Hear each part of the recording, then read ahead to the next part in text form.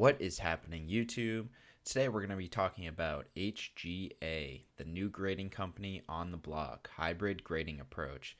We'll go over pricing, what the slabs look like, and how the sales are comparing to PSA. If you've been in the market to grade sports cards in the last year, you know how frustrating it is. PSA is the number one player in the game, but their turnaround times have been slow at best, and there's really no clear second place. That's where HGA is looking to step in. The hybrid approach uses computers for reliable grading, including subgrades, and their visually appealing labels create a very nice aesthetic. And as you can see from their website, they say where 10 days meets 10 days. This really shows their commitment to turnaround times, and the combination of all these things has allowed them to compete with PSA right away. So this page here can be found right on their website, and it kind of talks about everything I just went over. They're clearly focusing on customer service and quality, and so far it looks like they've done a really good job at that. So let's talk about pricing.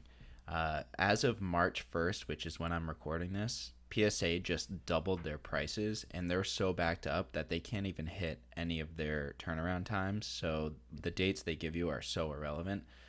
With HGA, you're looking at the prices shown. I'm not going to read them. You can read them, and you can find them on their website as well.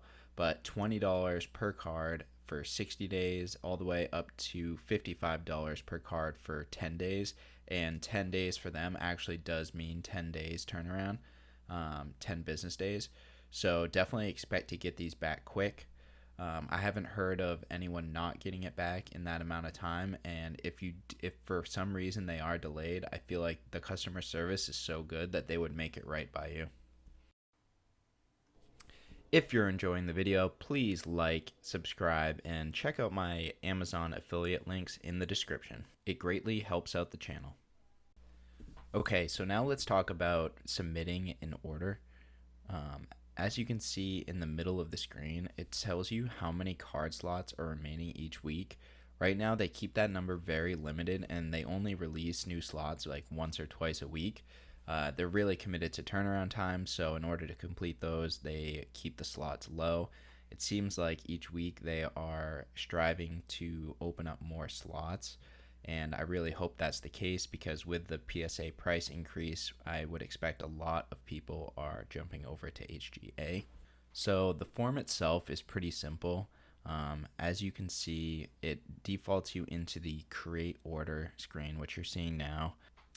And when you select add card, it brings you to this screen. It pops up, and it allows you to put in the manufacturer, the year, set name, player, etc., and the variation, declared value, and all of that's pretty self-explanatory. The declared value would be how much you think it will be worth after it gets graded at the level you think it'll be. And one of the coolest things that differentiates HGA is the label choice on the far right. When they first started, you could only match the team, and now they give you an option to match the card, which would be the parallel. So in the example I have here, it would be the orange reactive, or you can do a neutral label. And they didn't always have those three options, so I believe they are responding to people's requests and adding more options as they go along. It really does seem like they are part of the community and reacting to what people want, so that is pretty cool to see.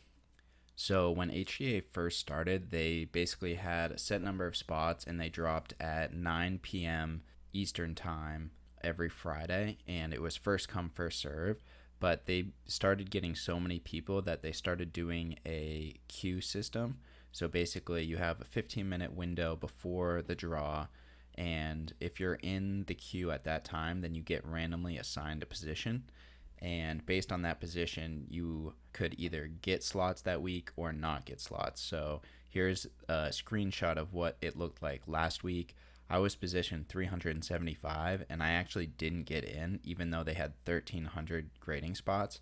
Each spot is actually a single card, so one person could hypothetically take 10, 20 card spots. So even though I was 375, I didn't even come that close, honestly, to getting in. So that's a little frustrating, but they really are expanding every week, it looks like, and they're committed to expanding even more. So I'm really hoping that's the case, and I hope I can send some cards their way soon. Alright, so let's take a look at some examples. First one we have is from the HGA Instagram account. This is a pink disco Hunter Renfro, and they match the color, the variation of the card, and it looks pretty sweet in my opinion. I don't think I would have graded a pink disco Hunter Renfro, but I will admit that it looks pretty good. The next one we have is this Stephen Curry, and this is from 502 Frank, who is a YouTuber that I like to watch. He was one of the first people I saw with HGA slabs. So this is a Stephen Curry, and he actually submitted it before you could select the variation.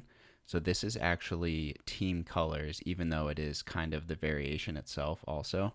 But this is a jersey match. So I think that still looks pretty cool.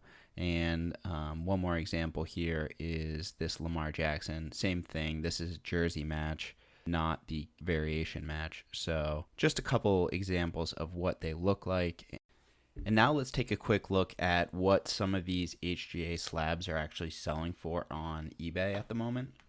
The first one we can look at here is this Zion. I found a PSA 9 and an HGA 9 just to try to compare apples to apples. It's a little hard with all of the subgrades to compare them one for one, but I think this gives a good representation here.